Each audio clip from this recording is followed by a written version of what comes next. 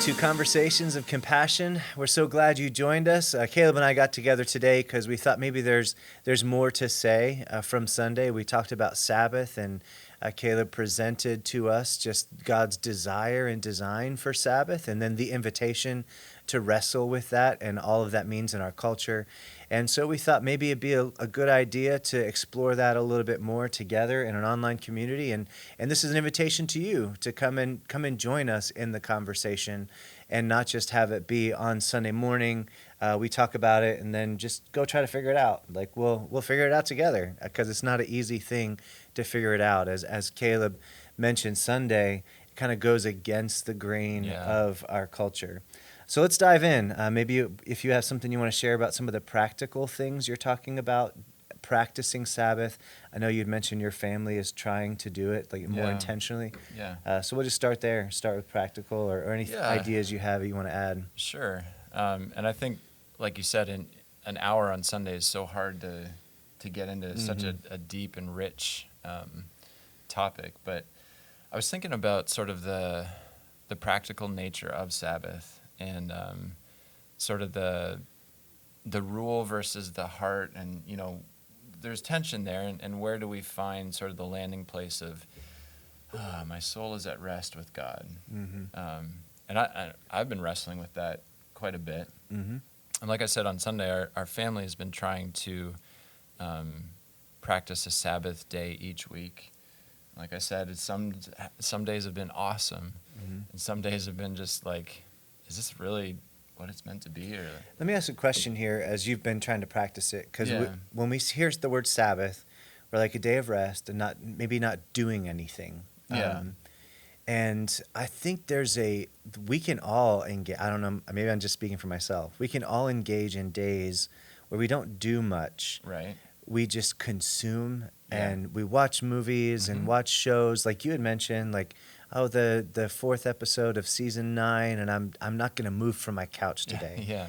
Is that what because I can get to the end of some of those days and feel not at rest. You kind of feel gross. Yeah, right. So what are we talking about with Sabbath rest versus like our culture that offers us maybe, I don't know, lack of better words, just consuming, don't doing anything. Don't do anything. Yeah.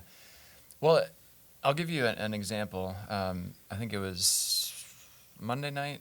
We went over to some friend's house who have a pool, and we just spent an hour or two in the pool playing with our kids, and no phones were on. We were just engaging in play. And there's this, I think you get those times in life where time sort of stands still. And I think that's what we're getting at, where we were at unity with our kids and each other, and felt like God was just playing with us. And so I don't think Sabbath is an inactive place where you just consume things. I think it's a place, and we see this in Scripture, where we're filling a space as we're intended to. I don't know if that makes sense. It's like when I'm in my house, there are rooms, and if I'm in the kitchen, I'm intended to make food or provide food. And so when I'm in that room, I'm filling it with a creative work of making food. I don't know if that's no, that's great. I love the bringing in the idea of a space. So maybe we could say Sabbath is to time what temple is to space. Temple is a sacred place that I go, and I know that when I enter this space, it's a set apart space. It's a space made for me to enter into to the presence of God, really. That God's there. And so we understand that with temple, like going to church or going to this sacred space. Sabbath is the same thing, but with time. And saying, here's a time that is set apart for entering into the presence of God, entering in with Him. I think the interesting part is, I think maybe we can get into the temple aspect, but how God's intent is to dwell within us now. You know, we see in the Old Testament where God's dwelling place was a physical temple. It was a space that was beautifully and intricately designed for his presence. But now, as we see in the New Testament, God's filling us.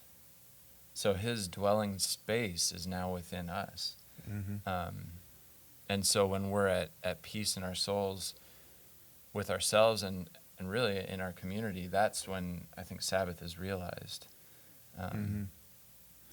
So you're almost talking about Sabbath as like a quality of time. It's not necessarily a list of things you have to do or don't do.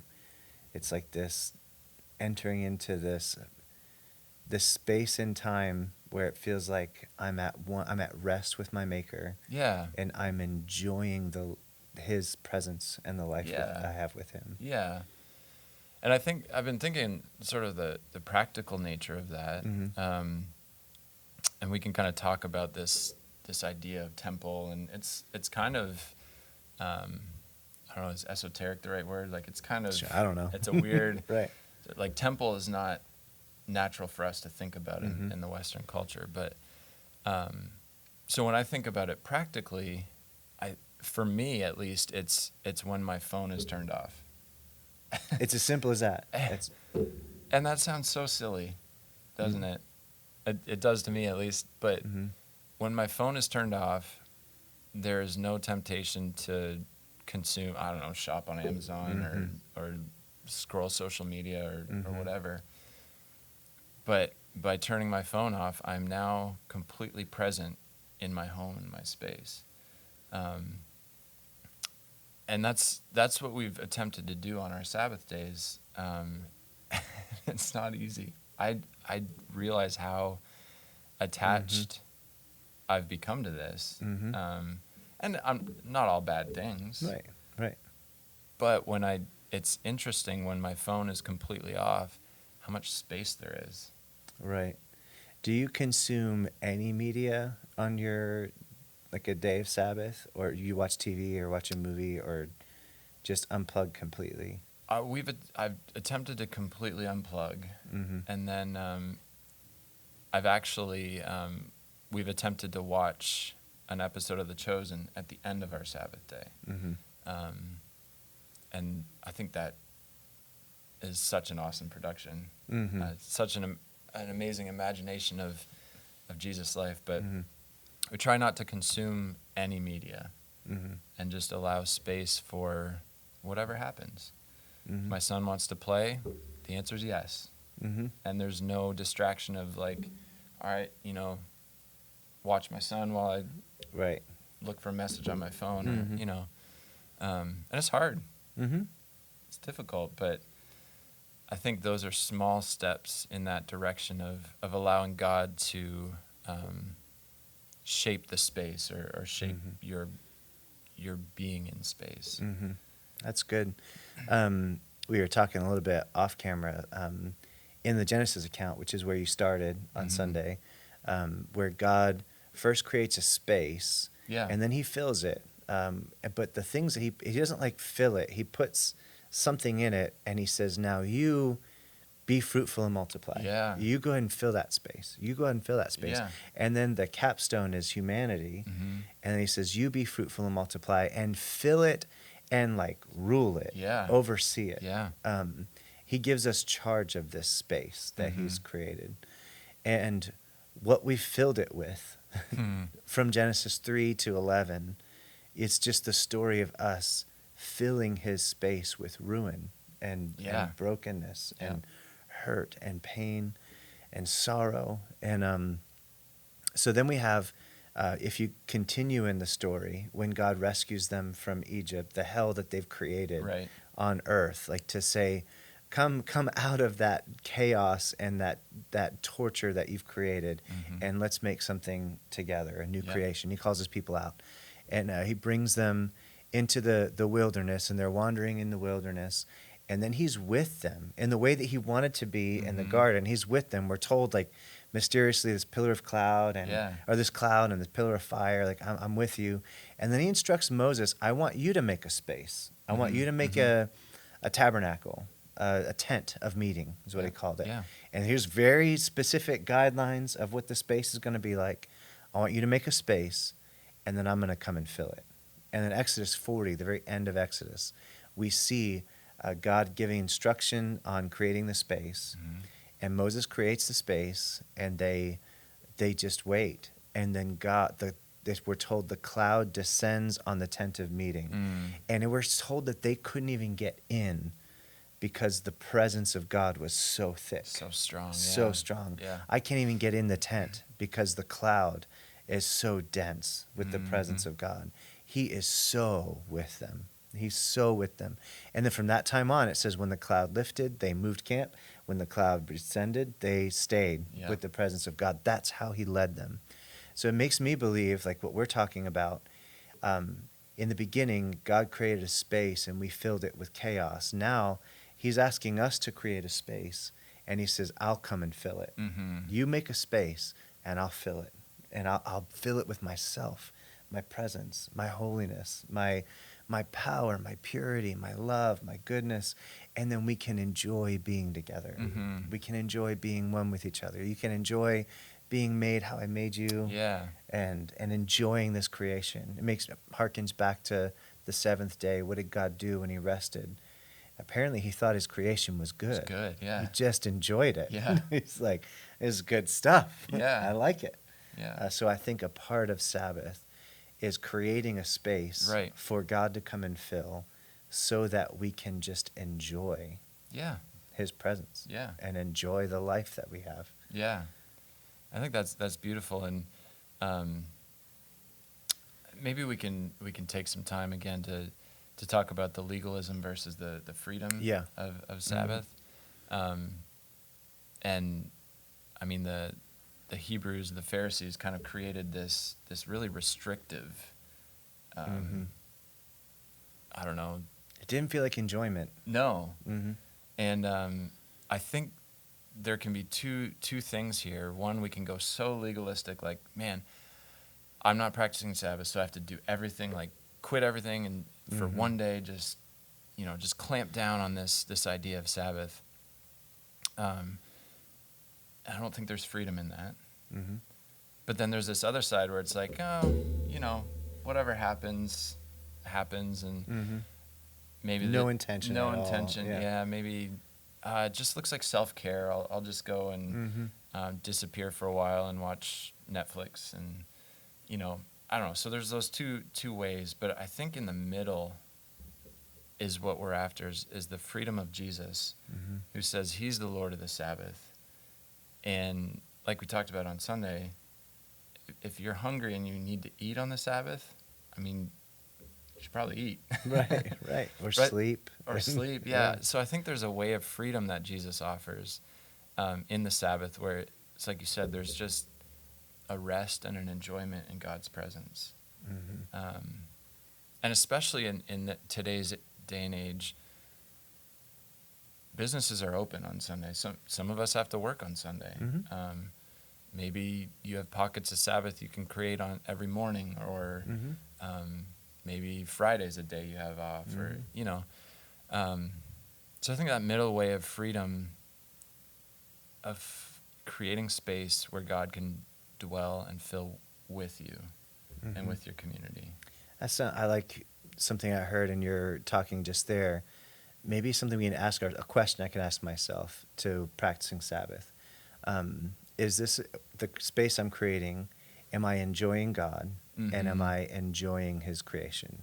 Yeah. And if the answer is no, if I'm more distant from God, or I hadn't thought about God in the whole time, then it's not really Sabbath, because I'm really just inward focused, like consuming something. Yeah. And if I haven't enjoyed being alive, then his creation, his good, very good world, then maybe I'm not practicing Sabbath the way that God intends me to practice it. And that just asking the question rather than having the law. Yeah. To say practicing Sabbath is about enjoying the presence of God and enjoying his good creation. Yeah. And if you're doing those, good job. Yeah. You know? And I think the thing is, like pursue that, right? Mm-hmm.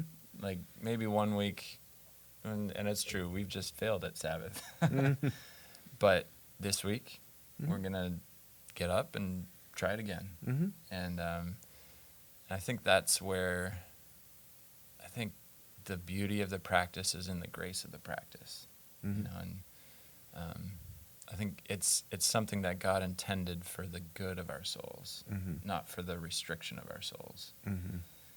That's really good. So Any maybe last words on the practical side of it? I know that's always a source of a lot of questions. Yeah, but how? But yeah, how? but how? Maybe any last words of advice for people? yeah, first of all, it's hard. Mm-hmm. It's hard to, especially in our culture, but for me, it was the small step of obedience of turning off my phone. Mm-hmm. And so I guess the last thing I might say is explore, but explore in community. Like Mm-hmm. this, how I arrived at these thoughts is through community. It wasn't just isolation of like, Mm-hmm. I just realized, oh, I need to practice Sabbath. It was something that came through conversation and thought and prayer together, Mm-hmm. not just an isolated event. Mm-hmm. So I guess talk about it, discuss That's it good. That's a great practical first step. Maybe as a family. as a Like, family. what are we gonna do? Yeah. How are we gonna take this invitation? Are we gonna receive it? Are we gonna? What if something needs to change? What are we gonna change? Yeah. And maybe it's small. Yeah. Turn off the phone for an hour. For an hour. Start Right. with an hour. Right. So yeah, that's good. That's good. All right. Thank you, Caleb. I appreciate it. Thank you for entering the conversation. And we want to hear from you. Like he just said, this conversation is taking place in community, and you're part of our community. So as we're wrestling with it and you're wrestling with it, maybe share your thoughts in the comments or reach out to someone. If you have my phone number, you can call me, 434-258-2352. You can text me and be like, hey, what do you do? Or how do you practice it? And I'll be like, I don't know. So go in his grace and his peace, and let's continue the conversation. Shalom, friends.